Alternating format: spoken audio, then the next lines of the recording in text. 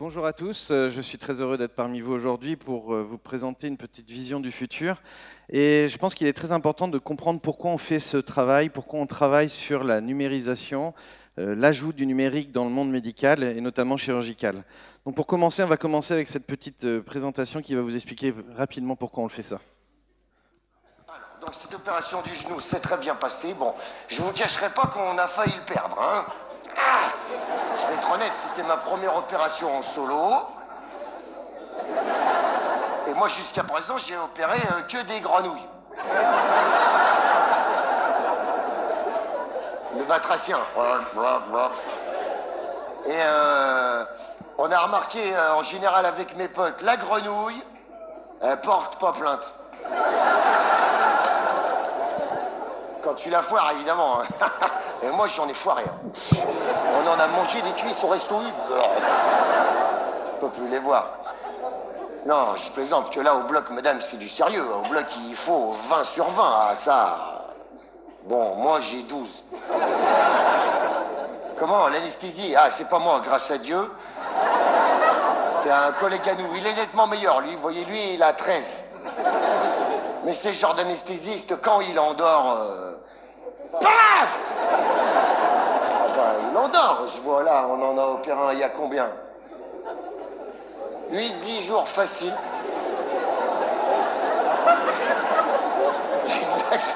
Il faut y aller, il dort encore. Alors, ça illustre un aspect actuel, en dehors de la formation, qui sont les problèmes en fait que l'on rencontre au bloc. Vous savez peut-être pas, mais chaque année en France, on a plus de 60 000 accidents évitables graves en chirurgie. Alors, accident évitable, on comprend ce que ça veut dire. Grave, ça veut dire que le patient, au minimum, va être réopéré. C'est à peu près les mêmes chiffres que l'automobile. En automobile, on a à peu près 60 000 accidents corporels par an en France.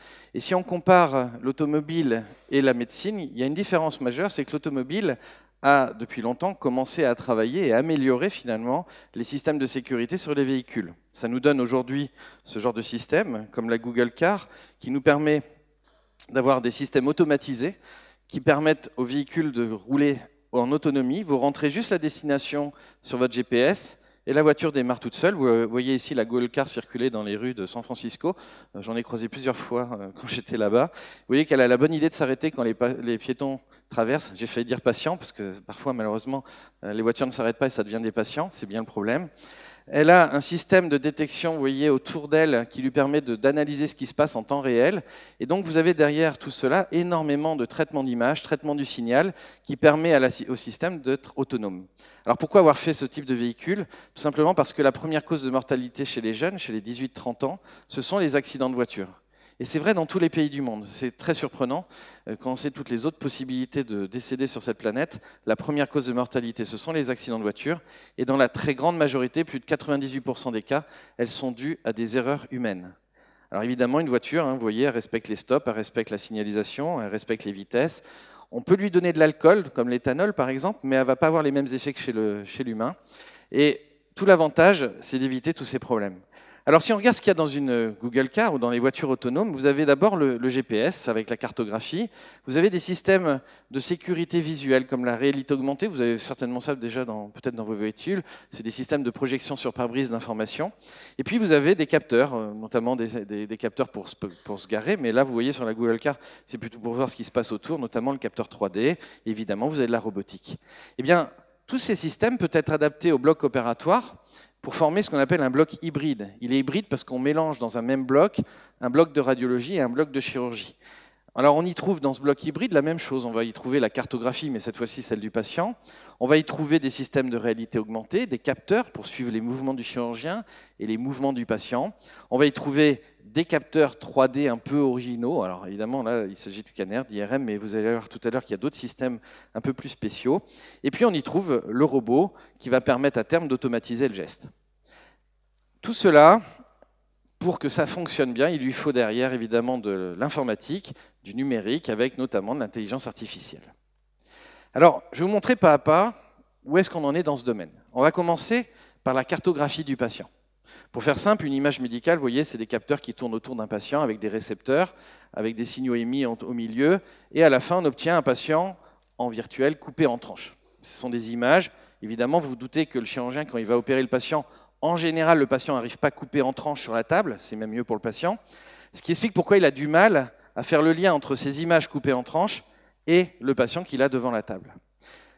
Dans un autre domaine, on connaît bien ça, c'est par exemple les vues spatiales.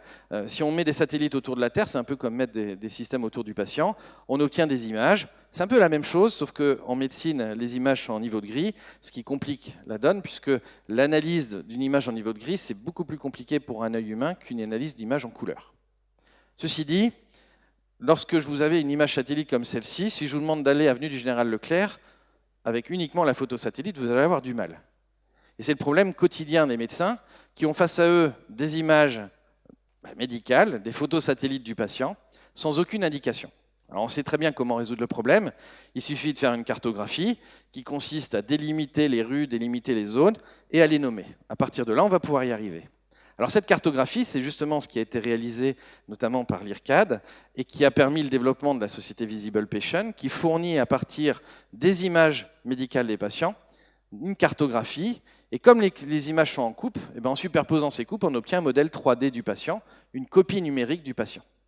Cette copie numérique, on peut la visualiser sur n'importe quel support, une tablette, un smartphone, un PC, un Mac. Et l'avantage, c'est que, évidemment, si vous pouvez le visualiser sur n'importe quel support, vous pouvez également l'amener au bloc opératoire pour pouvoir visualiser pendant l'opération votre carte. Donc ça, c'est vraiment un énorme bénéfice. À quoi ça sert concrètement? Je vais vous montrer un exemple d'un patient qui a été opéré il y a 2 semaines. Il s'agit d'un nouveau-né qui a 6 mois au moment de l'opération. Vous voyez qu'il a une grosse pathologie ici au niveau du poumon.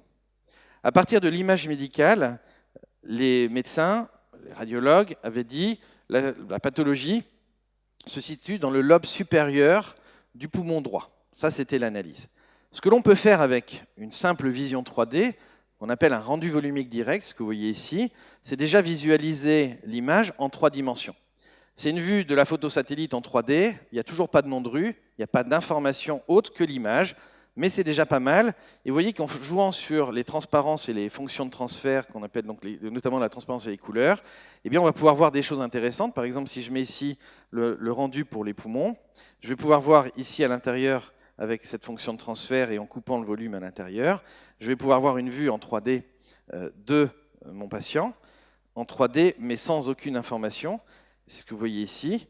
On voit sur le côté, quand je coupe la bounding box, ici je vois la zone qui va être la conséquence de la pathologie, qui est une atrésie ici.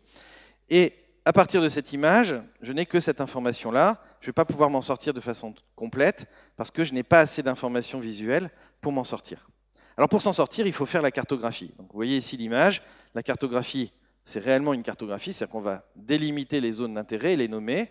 Et donc ce que ça change par rapport à l'image de base, si je rajoute maintenant la cartographie, c'est que j'obtiens une image en 3D des structures, ce qui va me permettre de voir à l'intérieur des structures. Si je mets par exemple ici en transparence donc le rendu volumique, vous voyez que cette fois-ci j'ai l'information en 3 dimensions de la zone qui m'intéresse.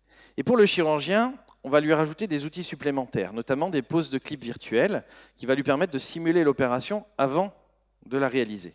Donc ici par exemple, vous avez donc à nouveau cette image de cet enfant. Je vais retirer les structures osseuses, je vais retirer le poumon droit en virtuel, bien sûr, je vous rassure. Et au niveau de l'image, on voit ici les artères et les veines. Je vais également retirer les artères et les veines pour mieux voir mon arbre bronchique. Et maintenant, je vois parfaitement l'atrésie qui est située sur cette bronche ici. C'était quasiment impossible de le voir précédemment. Là, c'est très facile à voir. Vous pouvez constater que le lobe supérieur, il est ici au niveau du patient. Je vous l'affiche en cliquant dessus. Vous voyez qu'on est loin d'être au niveau du lobe supérieur, parce que l'atrésie, elle est bien inférieure à ça. Si maintenant je clique sur la branche de cette zone, je vais voir la zone que je vais pouvoir retirer chez ce patient pour pouvoir le guérir. Vous voyez que ce n'est pas du tout le même endroit, et comme on aborde le poumon de l'extérieur, on n'aurait pas creusé au bon endroit non plus. Donc vous voyez l'intérêt d'avoir une modélisation 3D de façon très simple ici.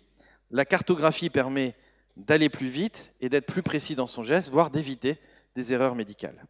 Cette image, on peut la combiner avec un système robotisé, il suffit de brancher le système derrière. Vous avez un exemple ici, la tablette est branchée au robot de la société Intuitive Surgical. Et vous voyez que le chirurgien, lui, continue à regarder dans sa vue opératoire. Il a au-dessus la vue chirurgicale et juste en dessous la carte en 3D du patient, ce qui va lui permettre de retrouver ses repères. Alors c'est intéressant, mais ce n'est pas un GPS. Parce que le GPS, il vous dit où vous êtes sur la carte. Et si on sait où on est sur la carte, eh bien on va pouvoir combiner l'image virtuelle et l'image réelle. Ce que vous voyez ici dans l'image, ça, on l'a fait la première fois en 2004. Ça permet, comme vous allez voir sur les images, eh bien, de visualiser en transparence le patient au début de l'intervention pour pouvoir placer idéalement les outils chirurgicaux. Vous voyez ici le placement pour une approche transthoracique d'une tumeur du foie. Donc on rentre par la partie pulmonaire. Le poumon, évidemment, est dégonflé quand on va faire ça. L'approche est transthoracique parce qu'on ne peut pas aborder la tumeur depuis l'abdomen. Elle est trop en arrière du foie. Et pour atteindre la tumeur, il va falloir faire un petit trou dans le diaphragme. Évidemment, faire un trou dans le diaphragme, ça ne va pas être forcément simple, mais vous voyez ici, avec la vue en virtuel, on peut placer idéalement les outils.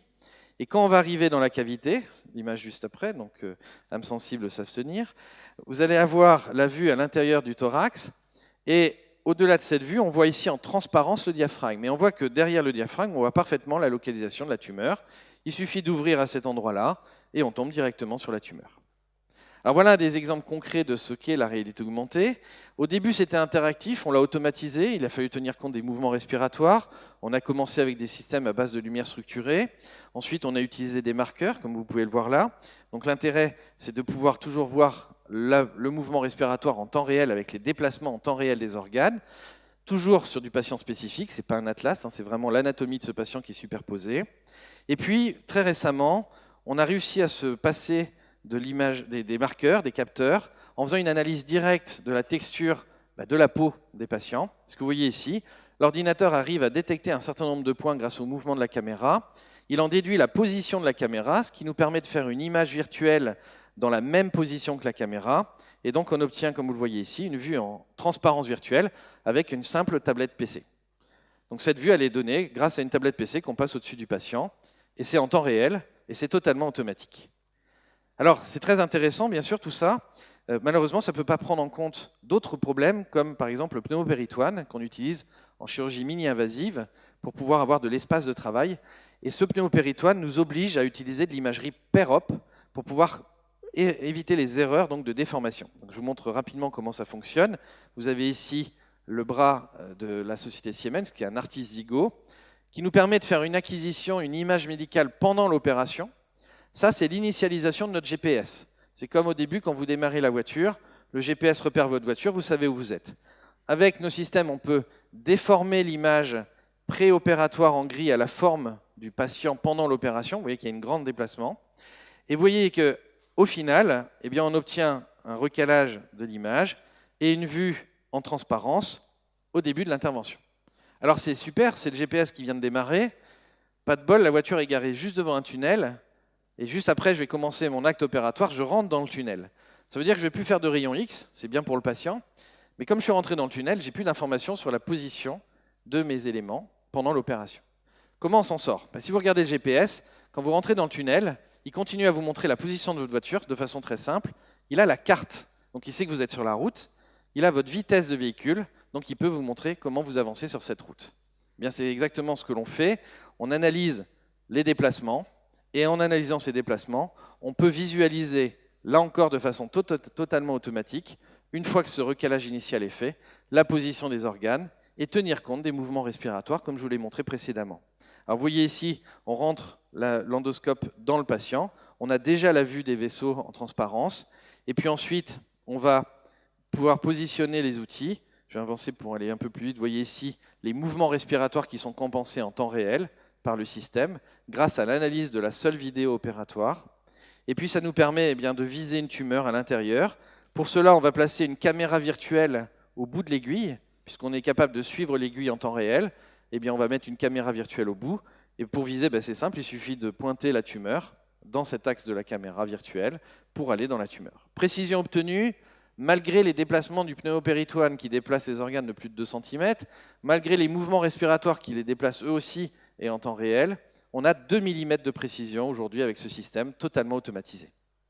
Alors, vous voyez vers quoi on va. Et l'avenir, c'est de coupler ça, bien sûr, avec la robotique.